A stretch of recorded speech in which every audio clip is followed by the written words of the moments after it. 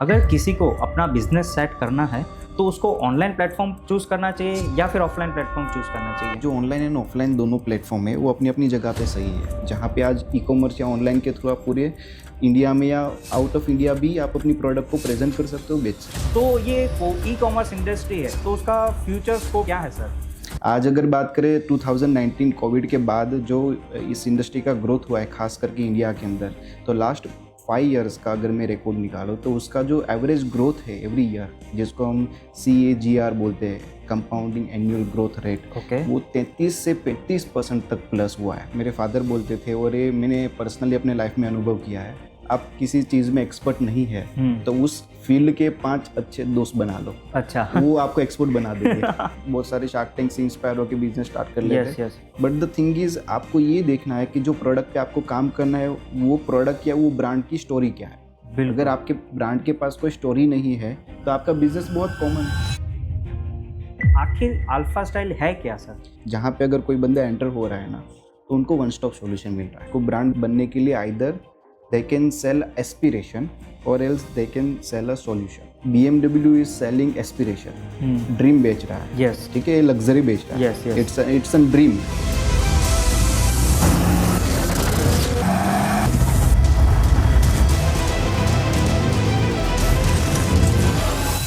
तो आपने अपने बिजनेस के लिए सूरत को ही क्यों चुना? So it's an capital of textile. आज सूरत जो है ना, आप ऐसा बोलो कि गुजरात की इकोनॉमी को बहुत ही बड़ा कंट्रीब्यूट कर रहा है। तो Gujarat is the 3rd highest growing economy in the world. मतलब यही एक सबसे बड़ा रीज़न है मैं सूरत को चूज़ करूँगा। स्टार्टअप सुनने में तो ये वर्ड बहुत छोटा लग रहा है, बट एक स्टार्टअप को सक्सेसफुल करने के लिए उसके पीछे बहुत सारे एफर्ट्स लगते हैं। आप सबको पता है कि आजकल फास्ट फैशन का बहुत ज़्यादा ट्रेंड है, और टेक्सटाइल इंडस्ट्री की बात करूँ तो सूरत ही एक ऐसा सिटी है जो हर लोगों के दिलो दिमाग में छाया हुआ है।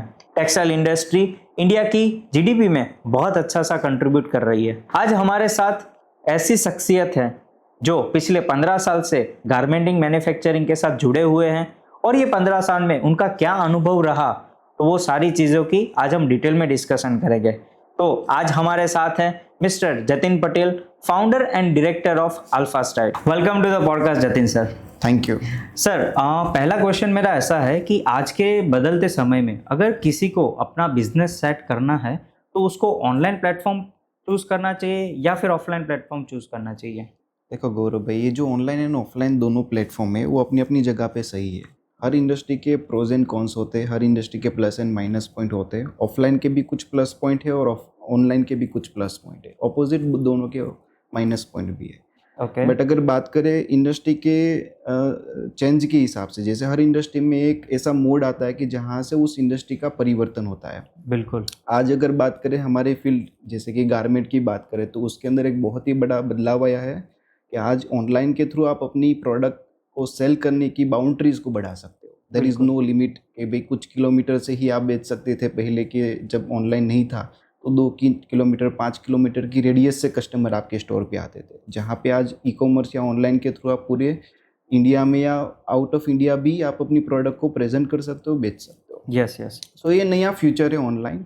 और ऑफलाइन वाले भी आज आप देखोगे हमारे सूरत के अंदर काफ़ी सारे ऐसे स्टोर है जो पहले जो प्रोडक्ट जो उनका सालाना सेल था, आज वो लोगों ने ऑनलाइन आकर के उसको 100x 100 गुना किया है कुछ सालों के अंदर अंदर। तो एक बहुत ही बड़ा एक पावर है ई कॉमर्स का, ऑनलाइन का। तो मेरे हिसाब से दोनों अपने अपनी जगह पे सही है, but the future is online but obvious. Okay.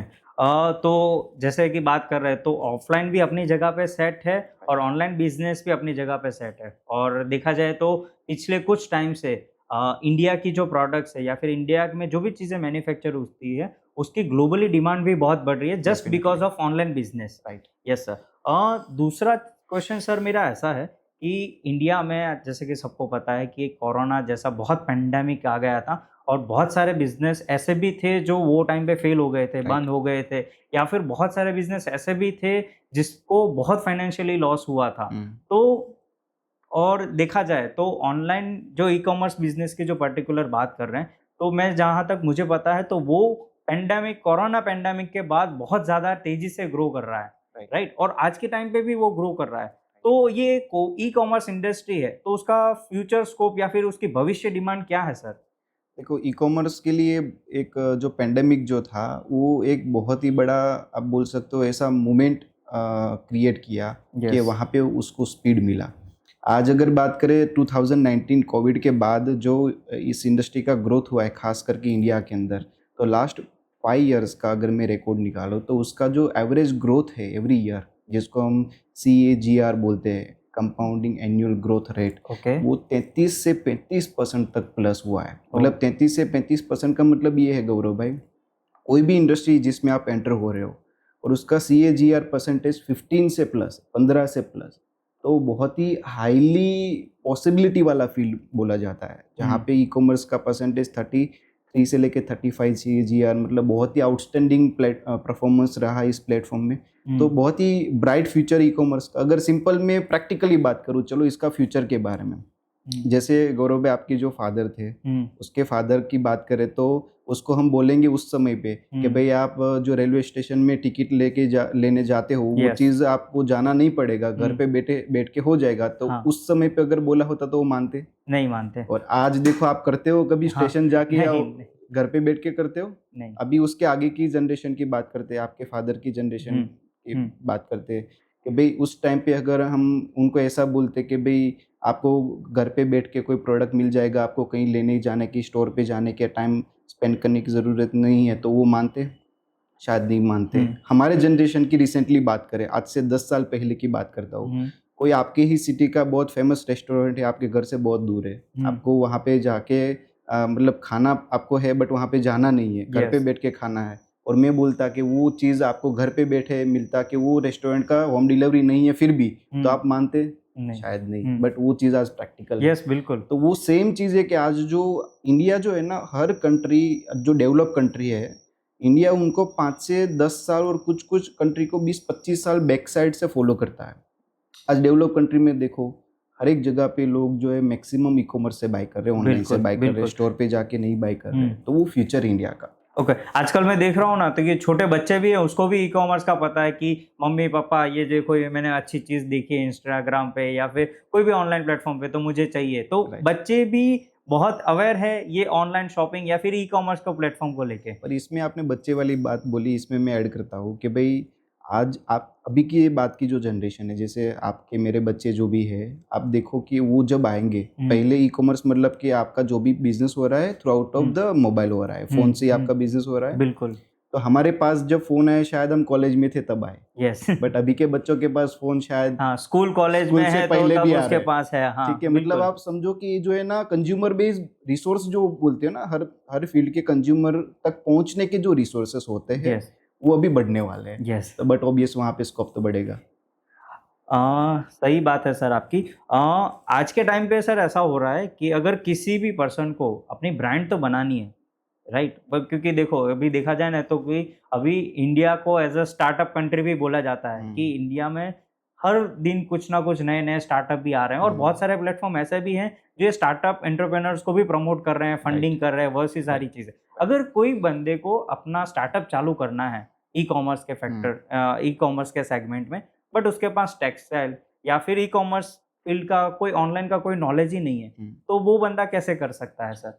देखो बहुत सिंपल तरीका है गौरव भाई, मेरे फादर बोलते थे और ये मैंने पर्सनली अपने लाइफ में अनुभव किया है। आप किसी चीज़ में एक्सपर्ट नहीं है, तो उस फील्ड के 5 अच्छे दोस्त बना लो, अच्छा। वो आपको एक्सपर्ट बना देंगे।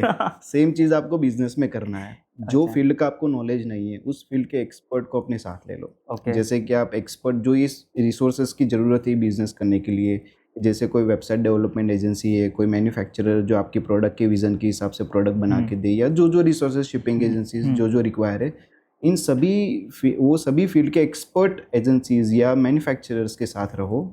ओके। आपके पास नॉलेज नहीं भी होगा तब भी वो प्रोडक्ट एज ए एक्सपीरियंस बंदे के पास जैसे बनती है, या उसको जो सर्विसेज मिलता है वो आपको भी मिलेगा। ओके। तो सिंपली टीम बना लो।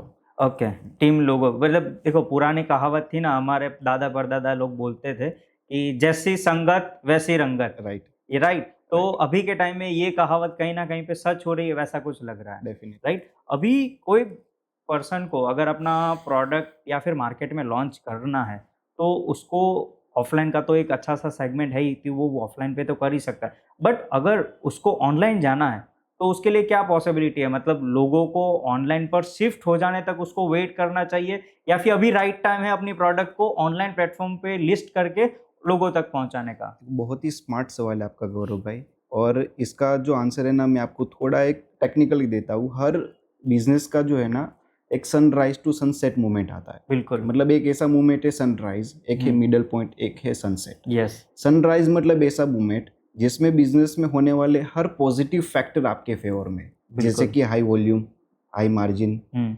Payment condition as per your wish, yes. उसके अलावा कस्टमर रिपीटेशंस, ये जो भी आप पॉजिटिव पॉइंट्स बोल सकते हो वो सब आपके फेवर में होते हैं सनराइज मोमेंट पे। और धीरे धीरे वो जो आपका जो बिजनेस है वो सनराइज से जाता है, वो इंडस्ट्री सनराइज से मूव करके जाता है मिडल पॉइंट और बिल्कुल। सनसेट। बिल्कुल। आज जो फील्ड की हम बात करें, ई कॉमर्स, हुँ। वो सनराइज मूवमेंट है। यस। मतलब आपको ये सोचना है कि आपको कब एंटर होना है, यस। सनराइज पे एंटर होना है या मिडल पॉइंट पे या सनसेट पे। ओके। वेट करोगे तो मतलब ट्रेन अभी निकलने वाली है। आपकी चॉइस है, बस बैठना है आपकी या ही वेट वेट कर करना है। रही है। एग्जैक्टली। अगर कोई पर्सन अपने पास उसके प्रोडक्ट्स हैं, उसका ब्रांड भी वो चला रहा है और ऑफलाइन में भी वो अच्छा-सा चला रहा है, राइट? बट अगर उसको ऑनलाइन प्रेज़ेंस पे जाना है, तो उनको अपने बिज़नेस को ऑनलाइन ले जाने के लिए कौन-कौन सी चीज़ों का ध्यान रखना चाहिए? देखो, सबसे पहले जो प्रोडक्ट आप बेचना चाहते हो, जो प्रोडक्ट पे आप ब्रांड बनाना चाहते हो, आजकल क्या ट्रेंड चला है कि भाई किसी का देखा, उसका पसंद आया तो हमने भी वो इंडस्ट्री में यस, ऐड होना प्लान किया बिल्कुल। और वो बिज़नेस उनको देख के हम स्टार्ट कर रहे हैं। हाँ, बिल्कुल, ठीक ज़्यादातर है? स्टार्टअप अभी जो चल रहे हैं, यही लोगों चीज़ों को के देख ऊपर के चल रहे मेरे हैं। उस दोस्त ने किया या इसने किया या हुँ। कहीं देख लिया, अभी शार्क बहुत सारे शार्क टैंक से इंस्पायर होके बिज़नेस स्टार्ट कर लेते यस, हैं। Yes, but the thing is, आपको ये देखना है कि जो प्रोडक्ट पे आपको काम करना है, वो प्रोडक्ट या वो ब्रांड की स्टोरी क्या है? बिल्कुल, आज लोग आपकी ब्रांड की स्टोरी से ही एंगेज करेंगे आपसे। अगर बिल्कुल। आपके ब्रांड के पास कोई स्टोरी नहीं है, तो आपका बिज़नेस बहुत कॉमन है। तो आपको हुँ, सबसे पहला जो ध्यान रखना है, ये रखना है कि आपके प्रोडक्ट या ब्रांड की एक स्टोरी होनी चाहिए। उस स्टोरी को आप मल्टीपल वे से प्रेज़ेंट करो। जैसे आप उसको मॉडलिंग, फ़ोटोग्राफ़ी से अपनी प्रोडक्ट से प्रेज़ेंट कर सकते हो। हुँ, आपके लोगो से बहुत सारी ब्रांड अपने लोगो से अपनी ब्रांड की स्टोरी प्रेज़ेंट करते हैं। हुँ। आप कंटेंट से कर सकते हो, आप प्रोडक्ट के पैकेजिंग से कर सकते हो। बहुत सारे ऐसे तरीके जहाँ पे अपनी ब्रांड की स्टोरीज़ को आप रियलाइज़ करा सकते हो, एंगेज करा सकते हो अपने कस्टमर को अपनी प्रोडक्ट के साथ। सो सबसे पहली चीज़ जो ध्यान रखनी है, आपकी ब्रांड की स्टोरी बनानी है, उसके बाद एंटर होना है। ओके। बाकी कॉमन प्रोडक्ट बेचने में कोई मतलब उसमें यूनिक चीज़ ही नहीं है। मतलब वही हो जाएगा कि कोई पर्सन XYZ प्रोडक्ट बेच रहा है, अगर वो भी आप बेचोगे मार्केट में, तो जो आपकी यूएसपी है, जो जो आपकी यूनिकनेस है या फिर आपके प्रोडक्ट में जो दम है, वो आपको मार्केट में प्रूव नहीं कर पाओगे, राइट? डेफ़िनेटली। और सेकंड चीज़ जो सबसे ज़्यादा इम्पोर्टेंट है, जो मैंने अभी रिसेंटली बोला, किसी को देख के चालू नहीं करना है। बिल्कुल। It should a very strong vision. मतलब एक तरह से आप बोल सकते हो कि भई छोटी सोच और पैर की मोच इंसान को हुँ। आगे नहीं बढ़ने देती। तो अगर आपकी वो सोच छोटी है hmm, as at the beginning level, hmm. तो आपका उसमें आप ऐसा नहीं एक्सपेक्ट कर सकते हो कि ये आपका करियर बिज़नेस है। तो vision should be a greater. बहुत सारे पॉइंट है, बट ये 2 मेजर है जिसमें आपको इनिशियली ध्यान रखना है। ब्रांड की स्टोरी बनाओ, प्रोडक्ट की स्टोरी बनाओ। बिना प्रोडक्ट की स्टोरी का बिज़नेस नहीं चलेगा and it should have very strong vision. बहुत ही अच्छा लॉन्ग लास्टिंग विज़न लेके मार्केट में आओगे, आज नहीं तो कल आप सक्सेस डेफिनिटली होंगे। ये बहुत अच्छी बात करी है सर आपने। अल्फ़ा स्टाइल एक सरल शब्द में बताइए, आखिर अल्फ़ा स्टाइल है क्या सर? देखो गौरव भाई, जो अल्फा स्टाइल है ना, एक तरह से सालों की मेहनत से बनाया हुआ एक ऐसा इकोसिस्टम है, जहाँ पे अगर कोई बंदा एंटर हो रहा है ना, तो उनको वन स्टॉप सॉल्यूशन मिल रहा है। वो हर चीज़ का जो एक ब्रांड बनाने के लिए चाहिए, हुँ, चाहे वो प्रोडक्ट हो, जैसे मैंने अभी बताया ब्रांड का स्टोरी हो, हुँ, चाहे वहाँ पे आपकी ब्रांड की यूएसपी हो, क्या अलग है, चाहे वो डिमांड एंड सप्लाई का स्पेस ढूँढ के बनाया हुआ सेगमेंट हो, उसके अलावा जो रिसोर्सेज़ चाहिए, जो एजेंसीज़ के कॉन्टैक्ट, जो भी एक्सपीरियंस है हमारा सालों का बनाया हुआ, वो एक व्यक्ति को फ्री में मिल रहा है, ऐसा समझ हुँ। सकते हो आप। कि वहाँ पे हमारी सालों की मेहनत से बनाई हुई, जैसे मैं अभी बात करूँ, आज पॉडकास्ट के दिन मेरे पार्टनर्स जो है, दे आर एट एग्जीबिशन। मतलब ओके, हर वीक में हम 1 से 2 बार आउट ऑफ द सिटी और हर 2-3 महीने में आउट ऑफ द इंडिया के भी टूर्स करते हैं for the better updatation of this industry. Alpha Style is equal to continuous efforts of updatation in this industry. जो हम हमारे कस्टमर को नई नई चीज़ें जो है ना, वो इजीली पहुंचाते हैं without any extra efforts. Okay. मतलब वन शॉट, वन लाइन में देख बताना चाहूँ, तो अगर किसी को भी अपना स्टार्टअप या फिर खुद की ब्रांड करना है, तो खुद की brand is equal to Alpha Style, right. Right? उसको यस। कुछ सोचना नहीं है, कुछ समझना नहीं, बस अल्फा सराइल से कनेक्ट होना है और अपनी ब्रांड को मार्केट में लोगों तक पहुंचाना है। राइट। राइट। सर एक मेरा लास्ट एक और क्वेश्चन है मेरा कि ब्रांड बनाने के लिए कोई भी यूजर के पास किस टाइप की प्रोडक्ट्स होनी चाहिए? ओके, देखो प्रोडक्ट जो है ना बहुत डिटेल पॉइंट है। एक तरह से मैं अगर बोलूँ तो प्रोडक्ट आप दो ही तरह से बेच सकते हो। आप कोई भी ब्रांड ले लो, उसको ब्रांड बनने के लिए either they can sell aspiration or else they can sell a solution. जैसे मैं अगर प्रैक्टिकल बात करूँ, BMW is selling aspiration, dream बेच रहा है। यस। ठीक है, ये लग्जरी बेच रहा है। Yes yes. It's an dream. और एक दूसरा है मारुति जो सॉल्यूशन बेच रहा है। बिल्कुल। भाई लोगों को गाड़ी में क्या चाहिए, हाँ, गाड़ी को दोनों की चल रही है। बराबर। आपको गर्मी ठंडी से और बारिश से बचाना है, दैट्स इट। बिल्कुल। थोड़े बहुत फीचर्स दे दिए। मारुति भी अपनी जगह पे ब्रांड है, BMW भी अपनी जगह पे ब्रांड है। मतलब ये दो ही पॉइंट है कि जहाँ पे either you can sell the aspiration or else you can sell the solution. तो आप अपनी प्रोडक्ट में देखो कि भाई आप एस्पिरेशन बेच रहे हो यानी कि लग्जरी बेच रहे हो, कंफर्ट बेच रहे हो, या ये चीज़ें बेच रहे हो, या फिर सॉल्यूशन बेच रहे हो। जैसे कि अगर प्रैक्टिकली क्लोथिंग फील्ड की मैं बात करूँ, टाटा की दो ब्रांड है, one is Zudio, second is website. Yes. ठीक है, हम दोनों को जानते हैं। हर सिटी में देखो वेबसाइट के स्टोर शायद कम है as compare to Zudio. Yes. 2 website के स्टोर के सामने 10 जूडियो के स्टोर होंगे। आप देखो कैपिटल इन्वेस्टेड, जूडियो के स्टोर ज़्यादा है बट ऑब्वियस इन्वेंट्री ज़्यादा है, तो वहाँ पे ज़्यादा टाटा ने लगाया हुआ है as compare to website. In terms of foot flow Zudio के ज़्यादा है, वेबसाइट के कम है। तो फिर भी आप देखोगे दोनों के आउटस्टैंडिंग और प्रॉफिट के रेशियो को, तो website is earning more than the Zudio. Oh my God. दूसरी चीज़ कि आप जूडियो के बाहर कभी भी टाटा का ब्रांडिंग नहीं देखोगे, बट वहाँ पे वेबसाइट के बाहर हर छोटे से छोटे स्टोर के बाहर भी टाटा ने अपना नाम लिखा है। बिकॉज वेबसाइट की प्रोडक्ट आप पहन के ब्रांडेड बोलोगे, जूडियो की प्रोडक्ट शायद आप पहन रहे हो बट उसको ब्रांडेड नहीं बोलोगे। सो इट सेल्फ दोनों अपनी अपनी जगह पे सही है, बट अगेन आप क्या बेच रहे हो, एस्पिरेशन या सॉल्यूशन, ये आपकी प्रोडक्ट के हिसाब से आपको, मतलब जैसे स्टोरी वाली मैंने बात बोली, वो प्रोडक्ट में वो स्टोरी होनी चाहिए कि आप एस्पिरेशन बेच रहे हो या आप प्रोडक्ट का सॉल्यूशन बेच रहे हो। ठीक है, जहाँ तक मैं समझ रहा हूँ कि अपनी प्रोडक्ट ऐसी होनी चाहिए या फिर कस्टमर को एक लग्जरी फील कराए, राइट, या फिर ऐसी प्रोडक्ट होनी चाहिए जो कस्टमर की नीड फुलफिल कर सके। एग्जैक्टली। राइट। तो प्रोडक्ट की अगर बात करें तो जनरली प्रोडक्ट को दो कैटेगरी में डिवाइड कर सकते हैं अपन। एक तो हो गई प्रीमियम प्रोडक्ट्स और दूसरी हो गई लोकल प्रोडक्ट्स। तो ये दोनों प्रोडक्ट के बीच में अगर लोगों की कोई सोच है तो वो सोच को अपन को कैसे बदलनी चाहिए? देखो गौरव भाई, सबसे पहली बात, जो ब्रांडेड प्रोडक्ट पहन रहा है बंदा, यस, उसकी सोच बदलने की ज़रूरत नहीं है। बिल्कुल। और जो लोकल प्रोडक्ट पहन रहा है उसको ब्रांडेड की शायद पहचान नहीं है क्योंकि वो रेगुलर पहनता नहीं है। With respect of all regards, देखो जो ब्रांडेड प्रोडक्ट है, अगर मैं ये पॉइंट को थोड़ा मॉडिफाई करके जो सेलर के पॉइंट ऑफ व्यू से अगर मैं आंसर दूँ, तो जो बंदा ब्रांडेड प्रोडक्ट बेच रहा है उनको ये चीज़ ध्यान रखना है कि उसकी प्रोडक्ट की जो क्वालिटी एज अ ब्रांडेड वो बता रहा है, जो वो फील भी कर रहा है, यस, बट वो कस्टमर को कैसे एक्सप्लेन करे। बिल्कुल। और खास करके ई कॉमर्स, क्योंकि यहाँ पे कस्टमर फिजिकली आके पहन नहीं रहा है, वो तो फोटो देख के आपकी प्रोडक्ट बाय कर रहा है। फोटो होगा या फिर Right. ब्रांड की कोई स्टोरी होगी, वो उससे ही सब वो देख के, परचेस राइट। करेगा। इट इज़ वेरी इंपॉर्टेंट कि आप अपनी प्रोडक्ट को एज अ ब्रांडेड प्रेजेंट कर रहे हो, तो उसके कंटेंट या उसकी जो फोटोग्राफी या जो वे से आप प्रेजेंट कर रहे हो ना, वो बहुत पावरफुल होना ज़रूरी है। तो और दूसरी बात, इन टर्म्स ऑफ ऑडियंस, जैसे अगर आप प्रीमियम ब्रांडेड प्रोडक्ट बेच रहे हो तो आपका ऑडियंस जो आप सिलेक्ट करो, it should be align with that particular product, कि आपकी जो ब्रांड वाली क्वालिटी उसके सिमिलर ऑडियंस होगा तभी वो बाय करेगा। बिल्कुल। बाकी वो, मतलब वही बात हो गई, वेबसाइट वाले कस्टमर को जूडियो की प्रोडक्ट नहीं बेच सकते, जूडियो वाले कस्टमर को वेबसाइट वाली प्रोडक्ट नहीं बेच सकते। Yes. It is very different market. अगर कोई पर्सन को अपना ब्रांड बनाना है या फिर कोई अपना छोटा भी स्टार्टअप करना है, तो उसके पास समझो कि कोई बड़ा फैक्ट्री सेटअप नहीं है, कुछ भी चीज़ें नहीं है, बट उसके पास विजन है क्लियर कि मुझे कुछ अच्छा चीज़ करना है, मार्केट में कोई एक अच्छी चीज़ लोगों तक डिलीवर करनी है, चाहे either in term of product either in the term of service, तो उसको कौन सी चीज़ पे ज़्यादा फोकस करना चाहिए, मैन्युफैक्चरिंग के ऊपर या फिर मार्केटिंग के ऊपर? देखो उसका इंटरेस्ट क्या है ये जानना बहुत ज़रूरी है। उसको सेल्फ एनालिसिस करना पड़ेगा कि उसका जो इंटरेस्ट पार्ट है,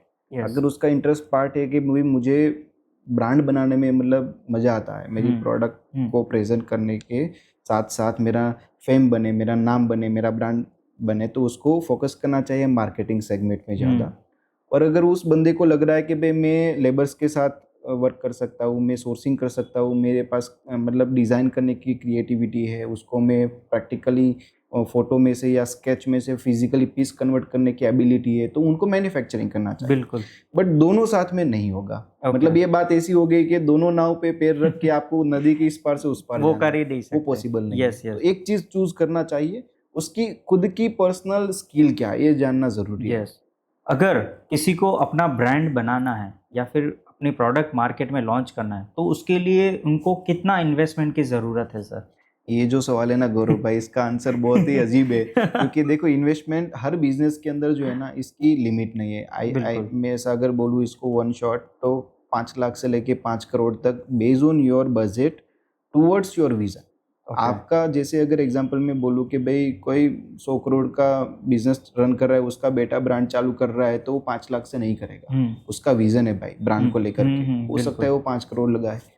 अगर कोई फर्स्ट जनरेशन बिजनेस है, मिडिल क्लास आदमी है, उनको है कि भाई नहीं मेरे पास ये 10 लाख है, उसी में मुझे सब करना है, उसमें से 5 लाख का मैं स्टॉक लेकर के XYZ में इन्वेस्ट करके इनिशिएट करूंगा, तो उनका विजन उस हिसाब से है। हुँ। तो इसमें 5 लाख से लेकर के 5 करोड़, या हो सकता है उनसे भी ज़्यादा इन्वेस्टमेंट करके लोग ब्रांड बना सकते हैं। आज के समय में क्या मार्केटिंग के बिना एक ब्रांड मार्केट में खड़ी करनी पॉसिबल है? बिल्कुल नहीं। देखो, marketing is the fuel of your vehicle. Okay. आपके बिजनेस को समझ लो व्हीकल, और फ्यूल को समझ लो मार्केटिंग। आप कितना भी मोटिवेट करो गाड़ी को, बिना फ्यूल का चलेगा नहीं। वैसे आप बिजनेस में आपकी टीम को कितना भी मोटिवेट कर लो, बिना मार्केटिंग का बिजनेस चलेगा नहीं। Marketing is very important. आप चाहे ऑफलाइन कर रहे हो चाहे ऑनलाइन कर रहे हो, जो दिखेगा वही बिकेगा। बिल्कुल। आप मार्केटिंग, मैंने जैसे बताया कि इज द लाइक द आपके बॉडी का जो है ना, वो हड्डी वाला पार्ट है। उसके बिना आपका कोई वर्क होगा नहीं। वो जितना स्ट्रांग होगा, ब्रांड की प्रेजेंस भी मार्केट में उसी हिसाब से स्ट्रांग और बनेगी। वैसा नहीं है कि आप स्टार्टिंग फेज पे ही इस रूल को फॉलो करो। आज देखो, जो ऑलरेडी डेवलप ब्रांड है, बहुत बड़ी बड़ी ब्रांड है, हर ब्रांड का मार्केटिंग बजट होता है। और मेरे हिसाब से आप जो भी कमा रहे हो, उसके परसेंटेज डिवाइड करके, जैसे कि अगर आप 100% में से 10% का मार्केटिंग पार्टनर बना लो। मार्केटिंग इज योर, लाइक आप बोल सकते हो, टीम पार्टनर। आप 10% उनको दे रहे हो, वो आपको 20% वापस कमा के दे रहा है। आप वापस 10% दे रहे हो, कंपाउंडिंगली बढ़ रहा है। यस, बिल्कुल। तो मार्केटिंग जो है ना, आपका बिजनेस पार्टनर होना चाहिए। जितना कमा रहे हो ना, उसका XYZ हिस्सा बना लो एज अ पार्टनर, और उनको कंपलसरी देना है, तभी जाकर के आपका बिजनेस ग्रोथ करेगा। यस। और मार्केटिंग में अगर बात करें, तो जब तक अपन रेगुलरली मार्केटिंग करवाते रहेंगे, तो लोगों के दिमाग में भी वो एक चीज़ कंटिन्यूस हैमरिंग होती रहेगी कि हाँ, ये ऐसी कोई ब्रांड है, ये कोई ब्रांड है।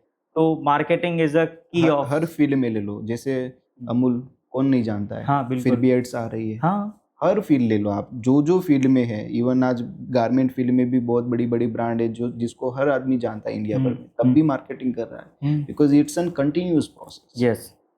ओके। अब जब बात कर रहे हैं हम मार्केटिंग की, तो सबके दिमाग में एक ही नाम आता है, एआई। क्योंकि आप हम लोग अभी देख रहे हैं सोशल मीडिया पे कि कोई एक ऐसी इंडस्ट्री नहीं जहाँ पे एआई यूज़ नहीं हो रहा है। राइट। तो हर जगह पे एआई ही चल रहा है।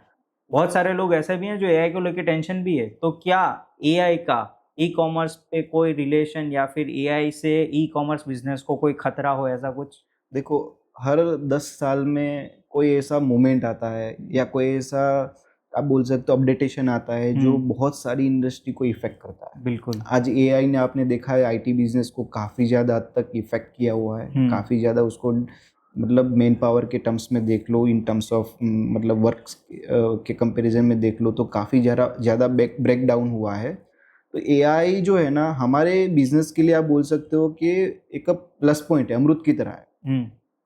वो जो अपडेटेशन हुआ है एआई, वो हमारे ऑपोजिट नहीं है, हमारे साथ में। एआई के थ्रू आप बहुत सारा अपना काम इजी कर सकते हो। सबसे पहले आपको जो इजी होगा, that is your data collection, data analysis. AI से बहुत ही इजी हो गया आजकल। आपके कैंपेन डिजाइन करना एआई करके देता है बहुत सारा। इवन आजकल तो लोग फोटोग्राफी भी एआई से करते हैं, अपने प्रोडक्ट का प्रेजेंटेशन, और बहुत ही स्मार्ट तरीके से करते हैं। So AI is the friend of our field. मतलब एक तरह से बहुत ही पॉजिटिव इफेक्ट है एआई के थ्रू। हमारी फील्ड में काफ़ी अच्छा मूवमेंट है, और इसका फ्यूचर एआई के साथ बहुत ही अच्छा ग्रोथ करेगा। मतलब यूज़र के ऊपर है कि आप एआई को किस तरह से यूज़ कर रहे हो। राइट। राइट? मतलब जैसे अगर आपके पास स्किल है अगर एआई को यूज़ करने की, तो आप उसको बहुत सारा काम ऐसा भी हो सकता है कि आप उससे भी करवा सकते हो। राइट। सर, अल्फ़ा स्टाइल जैसी मैन्युफैक्चरिंग कंपनी अगर कोई स्टार्टअप कर रहा है, तो वो स्टार्टअप को क्या वैल्यू दे सकता है? इसके पीछे मैं आपको थोड़ा बैक साइड लेके जाता हूँ। अल्फ़ा स्टाइल का जब स्टार्ट हुआ था तब उनका विज़न था टुवर्ड्स हर इंडस्ट्री का, हर बिज़नेसमैन का और हर कंपनी के ओनर्स का होता है towards a turnover and the hmm, numbers game. हमने भी लिया हुआ था कि 1 लाख पीसेस हर महीने का हम बनाएँगे और बेचेंगे। Hmm, system and processes are very strong. हमारे जो मेंटर है बिज़नेस मेंटर, उसने वो देखा कि भई system and process is very good, but जो ग्रोथ हो रहा था कहीं न कहीं हुँ, परसेंटेज में 5, 10, 15, 20% तक का ग्रोथ, बट जो उसको दिख रहा था कि पोटेंशियल जो है ना अल्फा अल्फा स्टाइल का जो होना चाहिए वो रीच नहीं हुआ है। हुँ, फिर एनालिसिस हुआ कि प्रॉब्लम क्या है। हुँ, तो देखा जो विज़न है ना वहाँ पे थोड़ा चेंज करना पड़ेगा। जो विज़न स्टेटमेंट है वो नंबर्स वाला है। यस, मतलब उसको चेंज करके पूरा पर्सपेक्टिव बदल गया। जैसे आज हमारी कंपनी का विज़न स्टेटमेंट में अगर बोलूँ to stand as a united company where we take a responsibility to bring innovation in today's competition for the startup industry. To those who don't have a proper knowledge and guidance, we give them a proper hand holding support. हुँ, एक तरह से ये जब mission statement हमारे पास आया और as a vision में हमारी कंपनी का बात करूँ, work as a united team for the customer experience that drive a long term loyalty and give a valuable return of their investment.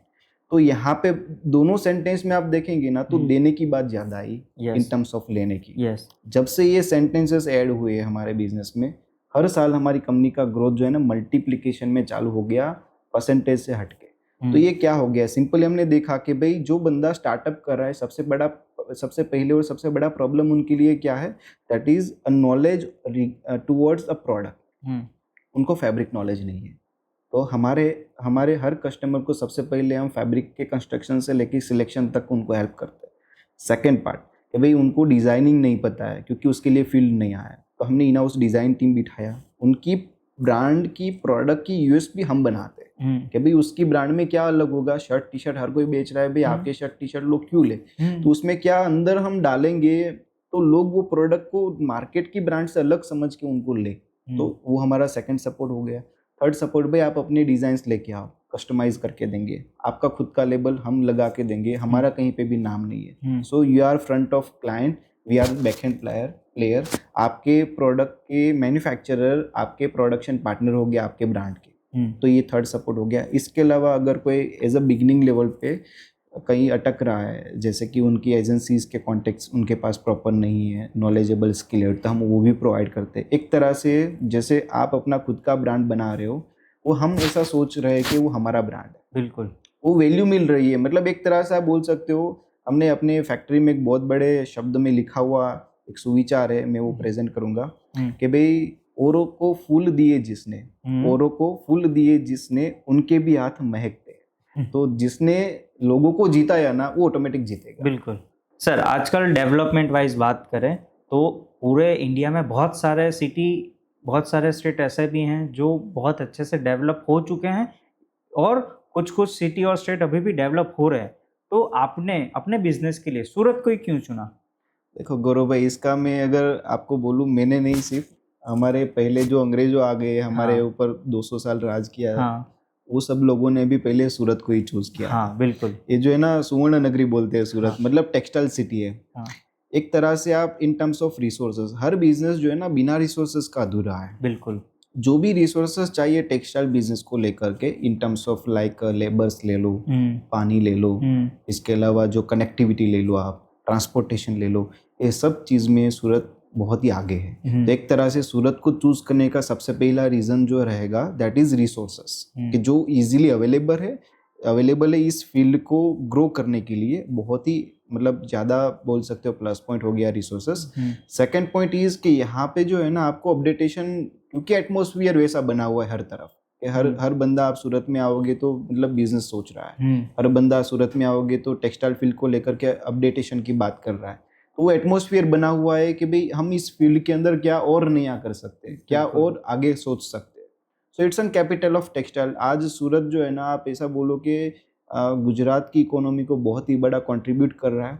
और अगर मैं खास करके गुजरात की बात करूँ, इंडिया के जितने भी स्टेट है उसमें सबसे ज़्यादा अगर कंट्रीब्यूशन टुवर्ड्स द टैक्सेशन और द बिजनेस टर्म्स में अगर बात करें, गुजरात को अगर भारत से थोड़ा अलग करके उसके नंबर्स को वर्ल्ड के साथ कनेक्ट करें तो Gujarat is the third highest growing economy in the world. तो मतलब एक बहुत ही बड़ा स्कोप है Surat, because of the connectivity and the resources and the labours and the atmosphere. Why, मतलब यही एक सबसे बड़ा रीज़न है मैं सूरत को चूज़ करूँगा। ओके। सर, जैसे कि बात करे जाए कि हमारे दादा परदादा का ऐसा थॉट था या फिर उनका विजन ऐसा था, रोटी, कपड़ा और मकान, ये 3 चीज़ ऐसी हैं जो लोगों के लिए बेसिक नीड है, राइट? तो बहुत सारे लोगों का ऐसा भी है कि उनमें जो भी इनोवेशन होना चाहिए था वो हो चुका है। अगर आपके थॉट्स के हिसाब से देखा जाए तो क्या फ्यूचर में इनमें कुछ इनोवेशन का कोई स्कोप है? आपने रोटी, कपड़ा और मकान बोला, उसमें से पहले रोटी की बात करता हूँ। देखो, आज आप कोई अलग रेस्टोरेंट में जाओ, उसके डिशेस के नाम देखोगे तो आपने ऐसे भी नाम देखे होंगे जो कभी सुने भी नहीं। यस, बिल्कुल। It's an creativity. Yes, her business में क्रिएटिविटी का कोई एंड नहीं है। बिल्कुल। किसी भी फील्ड में, किसी भी बिजनेस में क्रिएटिविटी और क्रिएशन की कोई लिमिट नहीं है। ये जो फील्ड है ना, जैसे मैं आपको एक प्रैक्टिकल बात करूँ तो पहले की जो फैशन थी और अभी के फैशन देखोगे बहुत ज़्यादा चेंज हो रहा है। बिल्कुल। हर एक तरह से, इन terms of fabric, in terms of creation, in terms of colours. पहले 2 3 5 कलर फिक्स होते थे। हाँ, बिल्कुल। आज पेंटोन चार्ट लेके बैठते हैं तो हमें पता चलता है कि भाई हज़ारों कलर्स ऑप्शंस है। यस। सो इस इंडस्ट्री का कोई एंड नहीं है। क्रिएशन और क्रिएटिविटी अभी आ रही है, इवन अभी स्टार्टअप है। पहले सिलाई से, मतलब धागों से सिलाई होती थी। बिल्कुल। आजकल ऐसी टेक्नोलॉजी है, गम से स्टिचिंग होता है, लिक्विड गम से सिलाई होती है।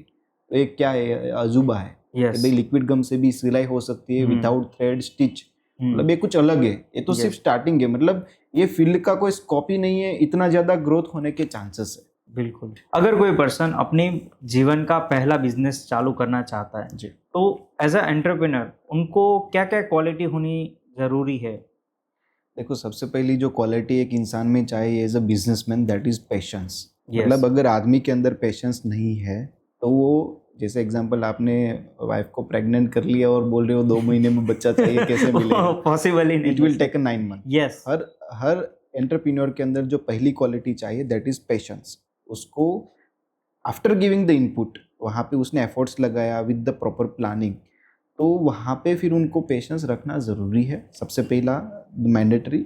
सेकंड, अगर वो फर्स्ट जनरेशन एंटरप्रेन्योर है Yes. तो उनके लिए सबसे बड़ा प्लस पॉइंट क्या है कि भाई अभी वो बोतल खाली है जिसमें वो भर सकता है। भरे हुए बोतल में डालोगे तो वो तो add नहीं ऊपर होगा, से निकल जाना वाला ही है। Right? So here is the scope yes. कि भाई you can be example in your society. आप अपने आजू बाजू के जो फ्रेंड सर्कल है, अपने कजिन से, उसमें एक एग्जाम्पल बन सकते हो। यू आर द बिल्कुल। फर्स्ट जनरेशन बिजनेस एंटरप्रेन्योर अगर आप हो तो ये बहुत ही ज़्यादा आपके लिए भी इम्पोर्टेंट होता है कि भाई लोग आपसे इंस्पायर हो रहे हैं, आप सोसाइटी में कंट्रीब्यूट कर रहे हो। आपके थ्रू अगर 10 बंदे को लगता है कि मैं भी गौरव भाई के जैसा बिजनेस करूँ, मैं भी अपने लाइफ के अंदर कुछ करूँ, दैट इज़ द लाइक आप कंट्रीब्यूट कर रहे हो। So first is the patience, very important, and second is give 100% efforts without thinking anything and never give up. Yes sir. एक मेरा लास्ट क्वेश्चन, अगर एक 20 से 25 साल का युवा अगर अपना बिजनेस चालू करना चाहता है तो उसके लिए आप क्या सलाह देना चाहेंगे? देखो गौरव भाई, ये एक ऐसी एज है जो एज के अंदर आपके पास जो है ना, खोने के लिए बहुत कम, पाने के लिए बहुत कुछ है। मतलब एक तरह से लो रिस्पॉन्सिबिलिटी एंड हाई अचीवमेंट्स।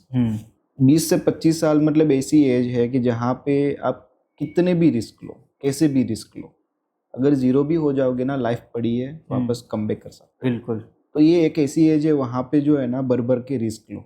अपने लाइफ के 360 डिग्री एंगल से जितनी भी पॉसिबिलिटीज़ दिखती है, जहाँ जहाँ भी आपको लगता है I can take a risk, I can give my best, ये मेरा पैशन है, कर लो, सोचो मत, क्योंकि ये एज वापस नहीं आएगी। बिल्कुल। जब एक रिस्पॉन्सिबिलिटीज़ आना चालू करेगी ना, तब बहुत सारे ब्रेक्स भी उसके साथ लगेंगे। So it's like the edge of taking high risk. Secondly, जितना भी कमा रहे हो, जितना भी, मतलब मेरे जो मेंटर है उसने बोला regarding to money, because business के अंदर जो सबसे ज़्यादा इम्पोर्टेंट है वो पैसा कमाने से ज़्यादा पैसा बनाना है। पैसा बचाना और पैसा बनाना दोनों अलग चीज़ है। पैसा और पानी, जब एक साथ आते हैं ना तो उनसे पहले उनका बांध बांधना ज़रूरी है। बिल्कुल। तो वैसे वो एज में जितना कमा रहे हो ना, एसेट्स में इन्वेस्ट करो। एक रोबोट कियोसाकी का बुक है, उसके मतलब 2 बुक मैं रिकमेंड करूँगा, एक रिच डैड पुअर डैड और उसी का दूसरा वर्जन है कैश फ्लो कॉन्ट्रैक्ट। और उसके साथ एक और बुक मैं रिकमेंड करूँगा, the richest man in Babylon. ये 3 बुक के अगर आप समरी निकालोगे तो एक ही चीज़ आएगा, that is build your assets. Okay. भले ही आप कम एज से छोटे से स्टार्ट कर रहे हो, इतना कमा रहे हो अपने एसेट्स में इन्वेस्ट करो। वो केटीएम लेके घूमने में कोई मतलब उसमें स्मार्टनेस नहीं है, यस। बट वो एज में अगर आपने पैसा बना के कहीं इन्वेस्ट कर दिया और वो वहाँ से आपको इनकम देना चालू करेगा ना, you will get a higher confidence. Sir जैसे आपने 20 से 25 साल के यंग लोगों के लिए आपने जैसे एडवाइस दी कि बिजनेस करना है तो रिस्क लेना ज़रूरी है, राइट? बट कुछ लोग ऐसे भी हैं जो रिस्क लेने में डर रहे हैं, क्योंकि कहीं न कहीं पे देखा जाए तो उनको एक सोसाइटी का फ़ियर होता है कि सोसाइटी क्या सोचेगी, सोसाइटी के लोग क्या बोलेंगे उसके बारे में। तो वैसे लोगों के लिए आप क्या एडवाइस देना चाहेंगे? इसका जो आंसर है ना गौरव भाई, मेरे से ज़्यादा अच्छा आपको वो लोग देंगे हुँ, जिसने रिसेंटली लव मैरिज करके शादी किया है। यस, जब लड़की को आप लव करते हो, यस। इश्क करते हो, हुँ, तब वहाँ पे ये सोचते हो कि भाई मेरा फ्रेंड क्या सोचेगा, फैमिली क्या सोचेगी, फादर मदर ये लोग क्या सोचेंगे, नहीं। नहीं, क्योंकि वहाँ पे क्या है, लव है, इश्क है। यस। अगर वही लव बिजनेस से हो गया, हुँ, वही लव अपने काम से हो गया, तो आप ये सोचना ही छोड़ दोगे कि आपके फ्रेंड्स क्या सोचेंगे, आपके फादर मदर क्या सोचेंगे, आपके रिलेटिव क्या सोचेंगे। बिकॉज वहाँ पे आप जो है ना डेडी मतलब सरेंडर हो, वहाँ पे आप 100% अपना सरेंडरनेस दे रहे हो कि भाई जो भी है मेरा है। यस।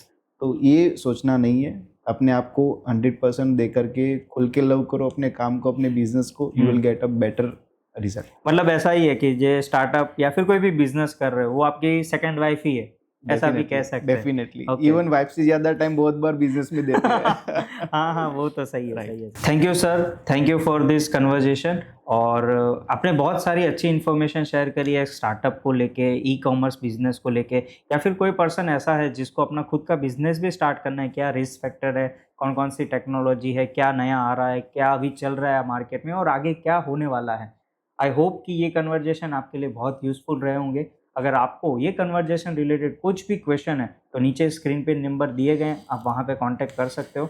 अगर अल्फ़ा स्टाइल के बारे में अगर ज़्यादा चीज़ें एक्सप्लोर करनी है, तो डिटेल मैंने डिस्क्रिप्शन में मेंशन करके रखी है, आप वहाँ से भी कनेक्ट कर सकते हो। Thank you sir for thank this you, your valuable thank you, time. Thank you. Thank you.